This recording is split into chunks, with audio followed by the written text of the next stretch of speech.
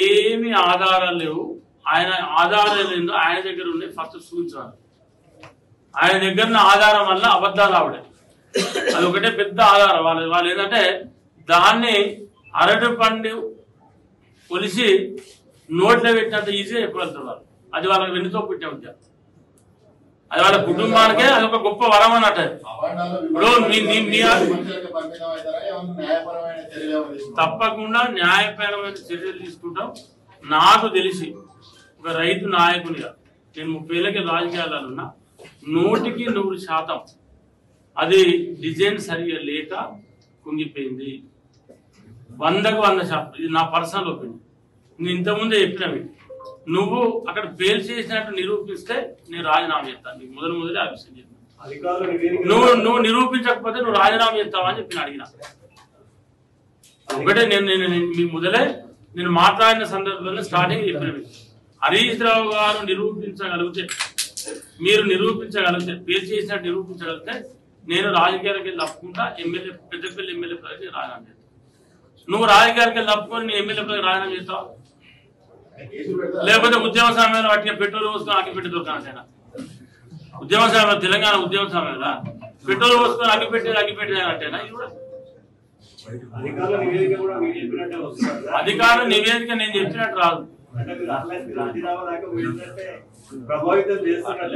అది నేను ఎందుకు చెప్తానంటే అది ఇప్పుడు ఒకటేసారి కూరలేదు. 2020లో వాళ్ళ ప్రభుత్వం ఉన్నప్పుడు కూడా కూలింది. 2022లో మా రూపాయలపేట విలాసనగర్ మధ్యలో చెక్ మా ఊరికి కూడా ఆ రోజు అది కూడా కూలిపోయింది. దానికన్నా 2019-20లో మడక అడపాక కొండపాక చెక్ డ్యామ్ కూడా కూలిపోయింది. దాని తర్వాత ఆ మీద ఉన్నటువంటి మంచరామే, తర్వాత అక్కడ ఏదైతే మన మల్లారెడ్డిపల్లి, తర్వాత ఏదైతే సల్లూరు మధ్యలో ఉన్నటువంటి చెక్ డ్యామ్ కూడా కూలిపోయింది. తర్వాత నీరుకుల్లా ఉన్న వెగురుపల్లి మధ్యలో ఉన్నటువంటి చెక్ డ్యామ్ కూడా కూలిపోయింది. తర్వాత అక్కడ ఏది మన ముత్తార మండల ఏది ఖమ్మంపల్లి ఉన్న అవతల పక్క ఏది మండలి మొగుళ్ళపల్లి, తర్వాత చిట్యాల మండలం ఆ పరిధిలో ఉన్నటువంటి చెక్ డ్యామ్ కూడా కూలిపోయింది. అంటే ఇవన్నీ వాళ్ళ ప్రభుత్వంలో కూలిపోయాయి. అదే విషయం చెప్తున్నా కదా, ఇవన్నీ కూలిపోయినాయి కదా. మరి ఇప్పుడు నేనేమంటే ఇదో నిన్న కూలిపోయింది అంటే మొన్న 5 రోజుల కిందనో 4 రోజుల కింద కూలిపోయింది. అవన్నీ వాళ్ళ ప్రభుత్వంలో కూలిపోయినాయి. ఇది రెండోసారి కూలిపోయింది, 2020లో కూలిపోయింది, మళ్ళీ ఇప్పుడు కూలిపోయింది. పాల్స్ ఆరోపణలు అంటున్నారు కదా, ఆధారాలు లేవు, వాళ్ళ దగ్గర పాల్స్ ఆరోపణలు చేస్తున్నారు అంటున్నారు కదా, దాన్ని ప్రభుత్వం మీద ఇంత అప్రతిష్ట పాలు చేస్తున్నారు కదా, కేసు ఏమైనా పెడతారా? అది ప్రభుత్వం ఆలోచన చేస్తే ఏం చేయాలని. ప్రభుత్వం దాన్ని అది కట్టినప్పుడు ఎక్కడప్పుడు ఇంజనీర్లు ఎవరు ఉన్నారు, అప్పుడు దాని బాధ్యత ఎవరు, అవన్నీ ప్రభుత్వం చూసుకుంటారు.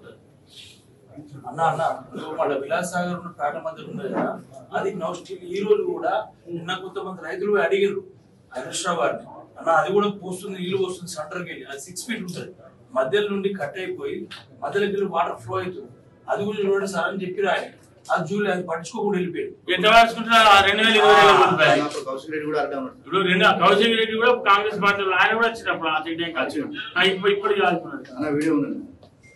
బొమ్మకాలు 3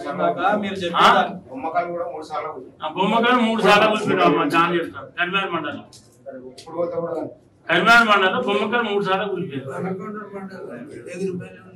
1000 నీరు కూడా కూలిపోయింది, మళ్ళీ కట్టింది వాళ్ళే. కూలిపోయినాక కట్టుడు, మళ్ళీ 5 కోట్ల 3 కోట్ల కాంట్రాక్ట్ పెట్టుడు, దానికి 2 కోట్లకి కానీ ఇంకో 2 కోట్లు అదనంగా పెట్టుడు, కాంట్రాక్టర్తో మాట్లాడుకున్నాడు, మళ్ళీ దాన్ని కట్టుడు, మళ్ళీ కూలుడు. ఇది జరిగింది. ఆ 15 నెలలకు ఇదే జరిగింది. చరిత్ర సృష్టించినోడు ఇప్పుడు ఆ చరిత్రని తిరగరాయబోతున్నాడు. అబద్ధాల గోడల్ని బద్దలు కొట్టి నిజాలను రాగా మీ ముందుంచబోతున్నాడు. నిజమైన వార్తల కోసం వెంటనే డౌన్లోడ్ చేసుకోండి రా యాప్ని.